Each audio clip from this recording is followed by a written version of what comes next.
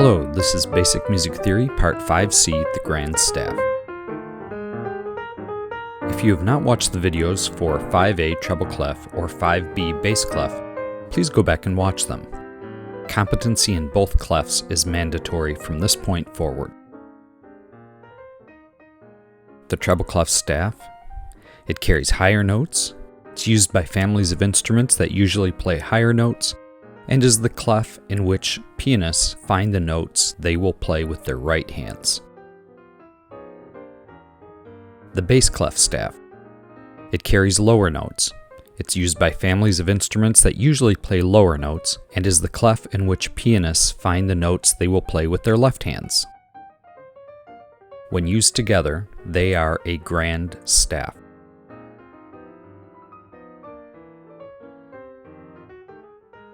This is G on the bass clef.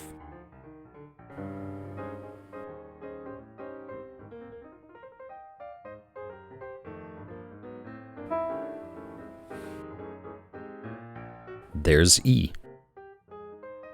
And then once again, we go in alphabetical order. Line, space, line, space. And then we can extend the staff up using ledger lines, still following the rules of line, space, line, space.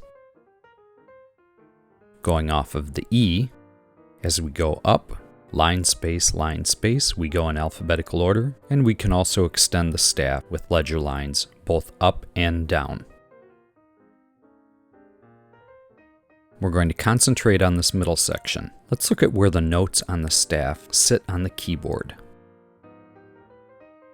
Here, we build up from the G in the top space of bass clef.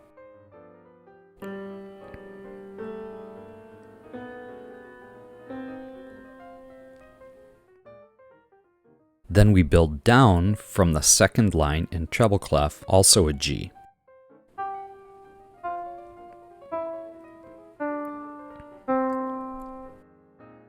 There's something interesting here.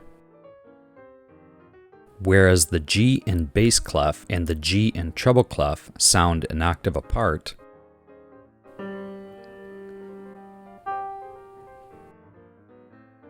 the C just above the bass clef and the one just below the treble clef sound the same.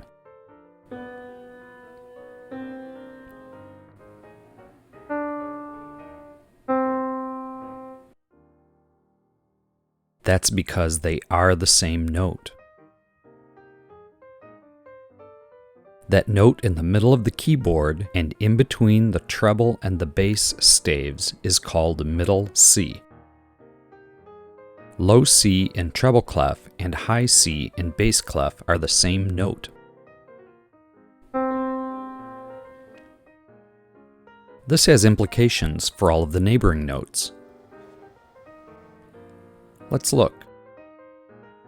So if we start lettering up from the low B in bass clef, we get to a point where the notes that we might see in treble clef can also be represented by notes on the bass clef and vice versa. As we slide up and get over the staff in bass clef, that D, E, F, and G on the right hand side, those are the low D, E, F, and G on the treble clef staff. You could end up extending ledger lines down from treble clef as far as you want, or ledger lines up from bass clef as high as you want. But it gets complicated to be reading that many ledger lines, so that's why we have a treble and a bass clef, so you can represent the notes in ways that are easier to read.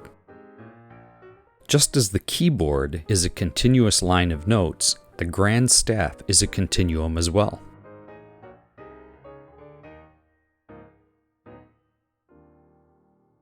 Band and orchestra musicians don't ever see the other clef or staff. For instance, when they play treble clef, they don't ever see the bass clef. Or when they play bass clef, let's say a tuba player or a bass player in orchestra, they don't ever see the treble clef because they only play one note at a time and it's limited to a very particular range.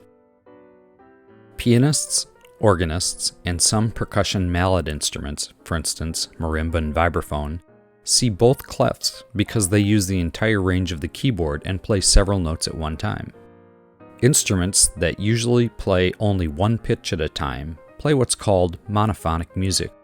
one line of musical texture or one note at a time.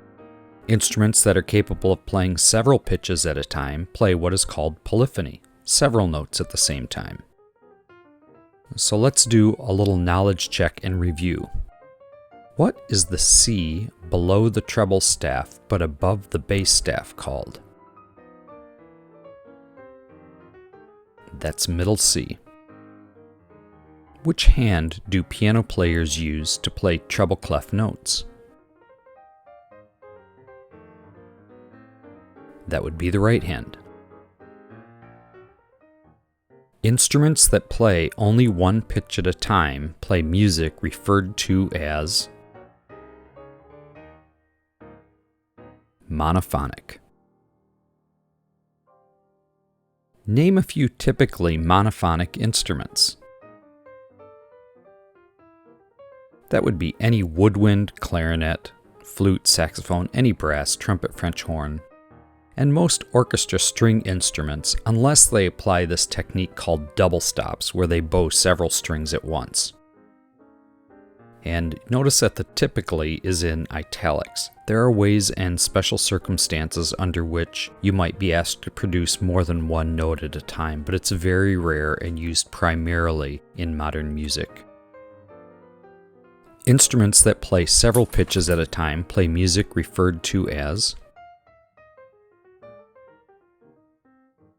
polyphonic. Name a few typically polyphonic instruments. That would be any keyboard instrument, guitars, or other similar stringed or strummed instruments, like mandolins. What note is the bottom of a treble clef staff? That would be E. What are the little lines used to extend staves higher and lower? Those are ledger lines. What note is the bottom line of a bass staff? That would be G. What is the interval between these notes?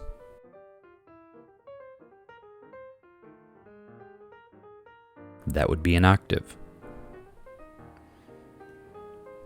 What is the interval between these notes? That would be an octave. Which hand do piano players use to play bass clef notes? That would be the left hand. Name these four notes, and I'll give you a moment. What's note number 1? Remember, start on the bottom line of treble clef, and you know that's an E, and work your way up. That would be a C. Note 2 is on the bass clef, and you know the bottom line of bass clef is a G. So number 2 is E. What's number 3?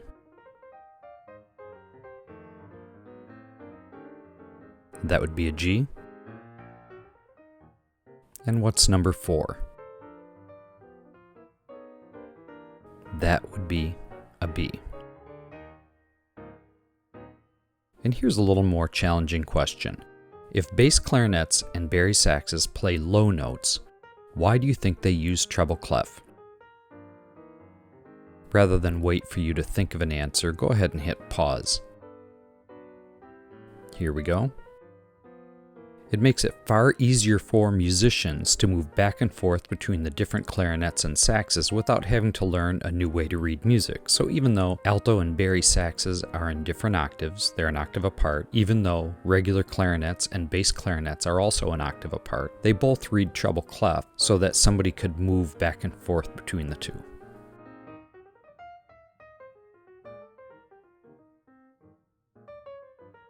This has been Basic Music Theory, Part 5C, The Grand Staff. Thank you.